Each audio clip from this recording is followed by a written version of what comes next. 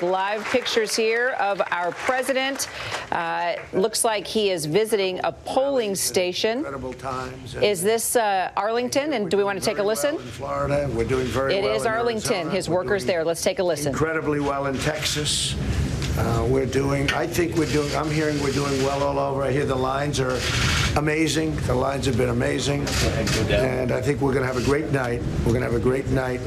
And we're going to have, much more importantly, we're going to have a great 4 years. But I want to thank everybody. There's a tremendous group of people. Come on over here. This is the media. They're very nice. They treat us as Come on over. Kaylee, everybody, come on over. Young, attractive people that know politics, and someday some of the people in this room, I predict, some of them will be president, I hope.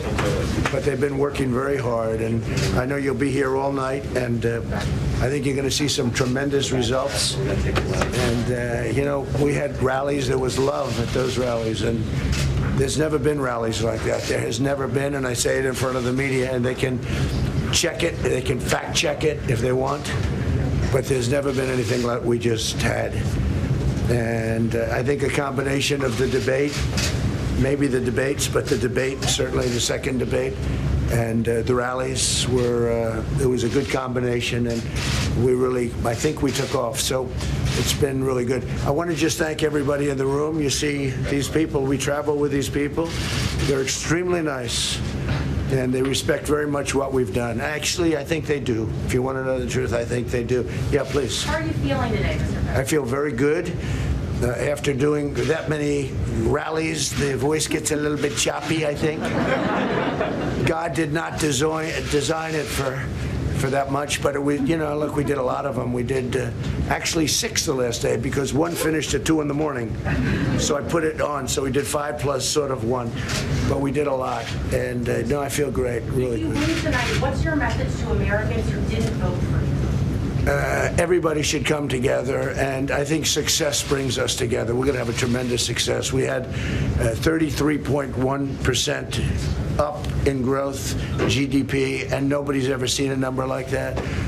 The last time the number was less than half, and I think that was in 1952. So we doubled up the number, more than doubled up the number.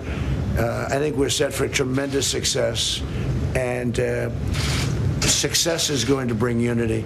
And it was bringing it before, and then we got hit with the China virus, and that certainly you had to go back, and I think we've done an incredible job with respect to that, other than public relations, and I'm not sure that it's possible to convince you of it, because, you people were not really convincible no matter what we did, but we've done an incredible job, not only in handling it. Don't forget, we were expecting, and people were projecting, 2.2 million people. We closed up the greatest economy in the history of the world for any country, not just for our country. And we are now opening it up. We saved more than 2 million lives and did an incredible job with therapies and therapeutics and with, I think, maybe cures, because frankly, some of the stuff is so good. But if you look at the ventilator situation, we had a ventilator problem.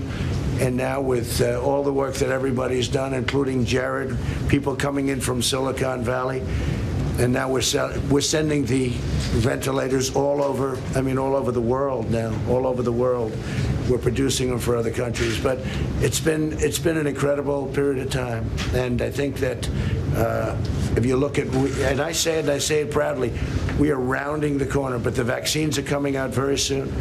They're having tremendous success. Johnson & Johnson, Moderna, Pfizer, and we're going to have we're going to have a very special year. Next year, I think, is going to be more successful than it was last year. We had the best year we've ever had last year, and I think we're going to be right in that category for next year. So that's very successful. Mr. President, have you read an acceptance speech and a concession speech? No, I'm not thinking about concession speech or acceptance speech yet. Hopefully, we'll be only doing one of those two. And winning is easy. Losing is never easy. Not for me, it's not.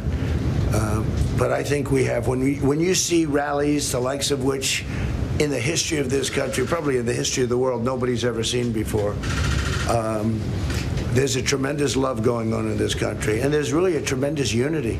There's a tremendous unity. Nobody's ever seen that, where you take an airport and the airport's not big enough to hold the crowds. Nobody's ever seen a thing like that. And our opposition, as you know, would have a few people sitting in circles, and that's okay. That's not abnormal. That's not abnormal, actually. I mean, that's the way it is. But we would get crowds of 50,000 people, 45,000 people, more. Nobody's ever seen anything like that. So it was an honor. They're great people. These are people that they appreciate what we did, and they also remember before I got there and before we all got there. This group has been with me. A lot of them are very young, but they've been with me, many of them, for a long time, right? A long time. And I really came here to thank you all, and then I'm going to say, and get immediately back to work.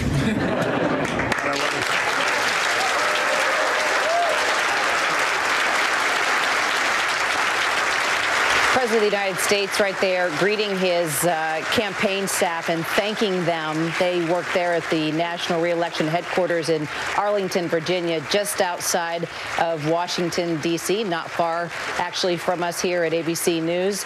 Behind him, you see his Chief of Staff, Mark Meadows. Also, Jared Kushner is behind him as well, one of his key advisors, in addition to Kayleigh McEnany, his press secretary.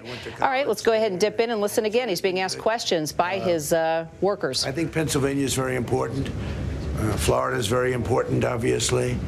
A lot of people talked about Texas, and Texas is, we will have a tremendous victory there based on, everything that you see. This is no longer polls. This is now we're looking at what's happening. It'll be a tremendous victory in Texas. I'm hearing we're doing tremendously well in Arizona. I think we're doing well all over, yeah. When do you think we'll know a winner, and should every vote be counted, no matter how long it takes? Well, I think you'll know possibly tonight, depending on the extent of a victory. I think you could know tonight. I think the ruling on Pennsylvania was an unfortunate one by the Supreme Court, because I think we should know what happens on the night. Let people put their ballots in earlier. But you have to have numbers. You can't have these things delayed for many days and maybe weeks. You can't do that. The whole world is waiting. This country is waiting, but the whole world is waiting. And a lot of shenanigans, a lot of bad things happen with ballots when you say, oh, let's devote days and days, and all of a sudden the ballot count changes. And you take a look at Philadelphia, the history of Philadelphia politics. No, I don't put people on their honor code. I don't think it's right, and I think it's a very dangerous thing that they've done with that decision. And maybe their wisdom will change that decision, or maybe we'll go back and give them a right to change it. But that's it's a very dangerous decision for this country, what they did with Pennsylvania, and some others also. You have to have a date. And the date happens to be November 3rd. And we should be entitled to know who won on November 3rd. And if somebody comes along and puts a ballot in way late, they shouldn't be. They should put the ballot in earlier. There's no reason why they can't put the ballot in 2 weeks earlier or 1 week earlier. I think it's a very dangerous decision for our country. In many ways, dangerous, in many ways. Will you speak to the American people tonight, regardless of the outcome or not? Well, I may. I mean, we're going to have to see. We have a big night planned. We're going to have a very big night. I just think we're going to have a tremendous. I think we're going to have. Look, I'm looking right now. I'm looking at different locations, and we're seeing lines of people, and they're wearing a lot of red material, including hats. But no, we're seeing in certain areas that would be Trump areas. We're seeing lines of people that are extended for miles. You're seeing it too. I mean, you don't have to say it, but you're seeing it too. So I think we're going to have a great night, but it's politics and it's elections, and you never know. I can say that Texas, Arizona, a few of them are looking really very, very strong. Florida, looking very, very strong. They spent hundreds of millions of dollars in Florida. But the people of Florida, they know I love them and they love me. You know, we just have a automatic bond. Yeah, please. What are you seeing in Florida, especially in terms of seniors? Are you worried about any slippage there, or do you think? No, I don't think we're going to have any slippage. I think we're going to have, look, my relationship to seniors. I happen to be a senior. I don't want to say that too loud in this group. People that are averaging about 20 years old. But I don't think we're going to have anything. I think, if anything, we're going to do very well. I have seen, and we have seen, African Americans way up and Hispanic Americans way up, and people have seen that. And you know, I've said with regard to African American, the black community. I've done more than any other president, with the exception of Abraham Lincoln. And sometimes I say with the possible exception of Abraham Lincoln, but let's give him a lot of credit, right? But I've done more than any other president in the history of this country for African American, the black community. And they understand it. Criminal justice reform, prison reform, historically black colleges and universities. You look at what we've done. Opportunity zones with Tim Scott of South Carolina, who's great. Nobody's done what I've done in terms of the African American community. So, and they see it. And they're tired of being used by the Democrats for 100 years. I mean, it's like been 100 years. So I think we're doing very well there, and I've heard we're doing very well with the Hispanic community. Did you put any of your own money into your campaign? What's that? Did you put any of your own money into your campaign? Well, you'll see that in the filings. But we had plenty of money, I will tell you. We had plenty of money. And what I didn't do is call up Wall Street and say, send me $25 million to the head of every firm. I could have done that. I would have been the all-time king of fundraising if I did that. But once you do that, you can no longer deal properly with them. You just can't. So I didn't do that. We could have done that. I could have raised much more money. I mean, Hillary Clinton spent much more money than I did. And in this case, when they raise that much money, that means to me they're making deals. And that can happen. So thank you very much. We'll maybe see you later. Have an exciting day. And for you, I just appreciate everything you've all done, and we'll see you soon, okay? All right, once again, the President of the United States there at his national re-election headquarters in Arlington, Virginia, not far from the White House, just about a 15-minute drive from the White House.